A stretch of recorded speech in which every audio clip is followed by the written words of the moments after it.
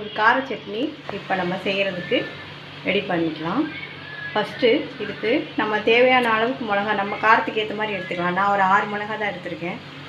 2 பெரிய வெங்காயம், ஒரு பல் பூண்டு, ஒரு இஞ்சி கொஞ்சம், கருவேப்பிலை, கொத்தமல்லி, அதோட கடலைப்பருப்பு, உளுந்தம்பருப்பு 2 ஒரு ஸ்பூனு, தக்காளி 2. இது எல்லாமே வதக்கி நம்ம இப்போ எப்படி செய்யலான்னு பார்க்கலாம். கடாய் வச்சு எண்ணெய் காஞ்சிருச்சு. இப்போ நம்ம உளுந்தம்பருப்பு, கடலைப்பருப்பும் வச்சு சேர்த்துக்கலாம். இதையும் போட்டுக்கலாம், மிளகாயும் போட்டுக்கலாம். இது நல்லா வதக்கணும்.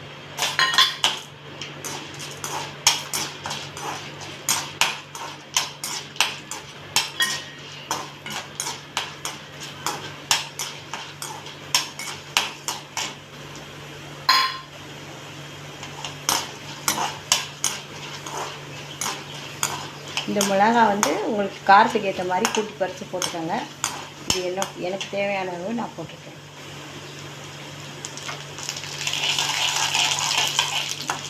இது ஆனோடனே கொஞ்சம் செவந்து வந்தோடனே வெங்காயத்தையும் வெள்ளை பூண்டையும் சேர்த்துக்கலாம்.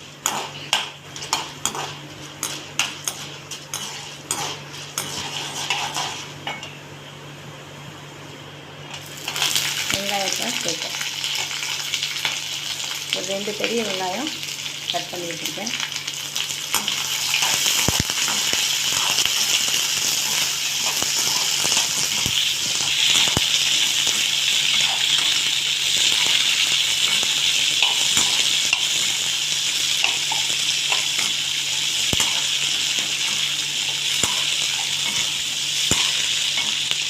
இதோட கூட இஞ்சி, பூண்டு 2யுமே போட்டு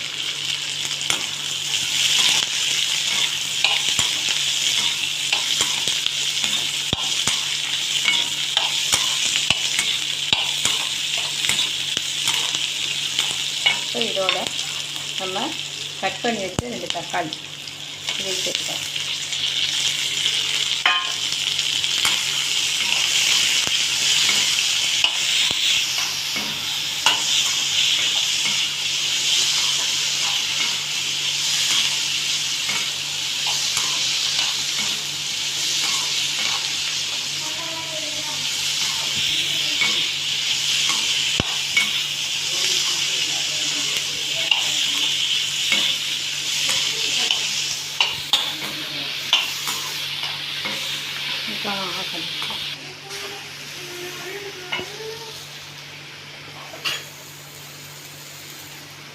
நல்லா வதங்கிடுச்சு.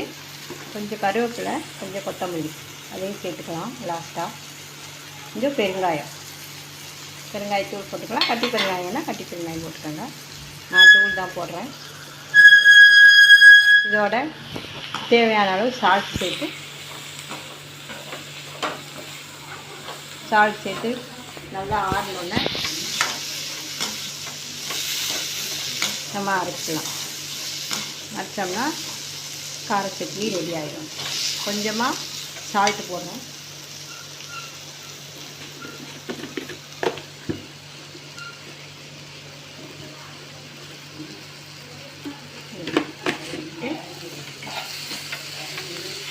இது நல்லா கலக்கி வச்சுட்டு கொஞ்சம் நல்லா ஃபேன் காற்று வச்சு ஆற வச்சுட்டு நம்ம அரைச்சி எடுத்துக்கலாம்.